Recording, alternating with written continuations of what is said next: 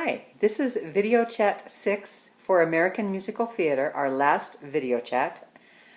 So we're going to begin in 1995 with Rent and then talk about trends. I'll go all the way through trends in the 21st century. So, in 1995, a man named Jonathan Larson had quit his day job. He was a composer and a Broadway aficionado. He wanted to create a Broadway show that would appeal to a generation that had been raised on MTV and rock and roll, and he saw that Broadway was not reaching a young audience. So he got the idea of adapting Puccini's opera La Boheme to a modern-day setting in New York City's East Village with lots of social outcast characters. Larson knew many people who were dying of AIDS. He understood personal loss and what moving forward meant as well.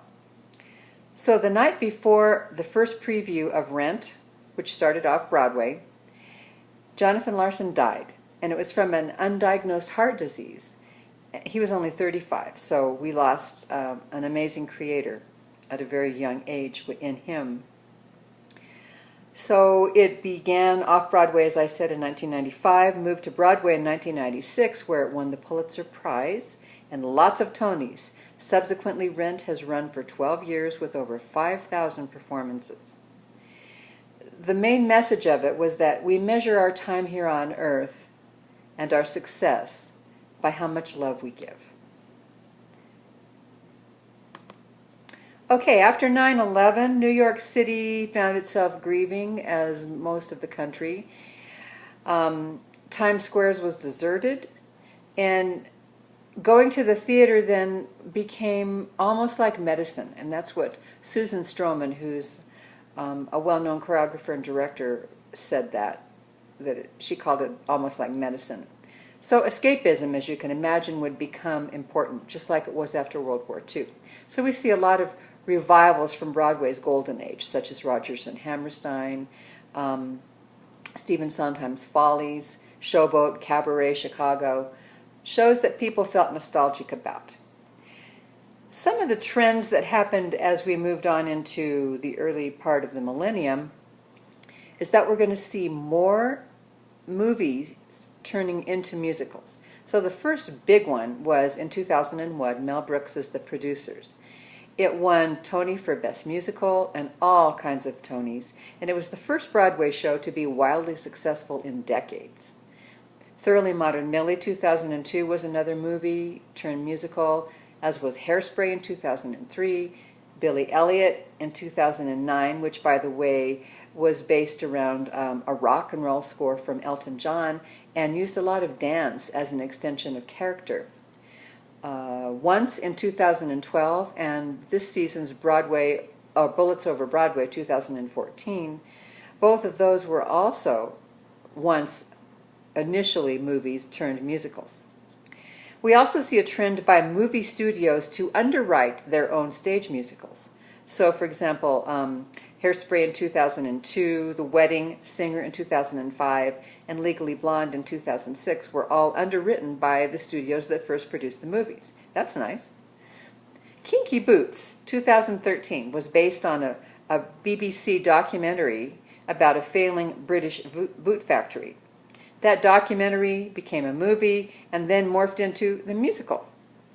So it became awarded the Best Musical and the Best Score for 2013. That score was written by Cyndi Lauper. She was one of the first big stars in the early days of MTV in the 1980s.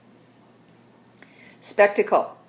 The biggest spectacle of the 2000s so far has been Wicked, which was the 2003-2004 season. No Tony Awards, nada. However, it was a $14 million gamble backed by Universal Studios. And it was a traditional book musical based on the novel. So it was a commercial appeal because based on originally the Wizard of Oz idea. To date, it's grossed over $1.75 billion. Another major 21st century force is the jukebox musical. The music in them is virtually a playlist for an artist or a group's music. Some of them are just loosely based on the music and have some Broadway style choreography. Others actually have a book. Some of the more successful ones and the more important ones that actually have a book are Mamma Mia, which was based on ABBA's pop songs. The Jersey Boys in 2004, which was based on the 1960s group The Four Seasons, and about how they got started. Now it's just been turned into a movie, so that'd be a fun one to watch. And then 2014, Beautiful, the Carole King musical, which traces her life through her music. Hang on a second, let me move to my next page over here. Okay, other new works that have happened in the 21st century include different musical styles. So, for example, one in 2005 was called Light in the Piazza, and it was highly orchestrated soaring music based on music composed by Richard Rodgers' grandson, Adam Guettel. There were rock musicals have continued ever since Rent, you know, Hair and then Rent, and to really make a statement and do a lot on Broadway. Spring Awakening in 2006, Rock of Ages in 2009. I already mentioned Billy Elliot. It was a rock musical. Kinky Boots was a rock musical. So we're still seeing a trend in using the pop music. Another pop music musical was called, oh, Hank, just a second. I have it down too many pages. Where did I put that? Shoot. It's a Latin musical, In the Heights, sorry. And it was all based on Latin music and merengue, salsa, etc. Another thing we see is not just Disney, but DreamWorks getting into the Broadway score, the Broadway scene, with multi-million-dollar musicals. So Mary Poppins came on the scene in 2006, Shrek the Musical in 2008, and Aladdin in 2014. Something else that was interesting was the 2010 and 11 season broke ground with a production by MTV's South Park creators. It's called The Book of Mormon. And it was a very irreverent look at Mormon missionaries in war-torn Uganda. It won Tony for the Best Musical, created a big sensation, and is wildly toured even today.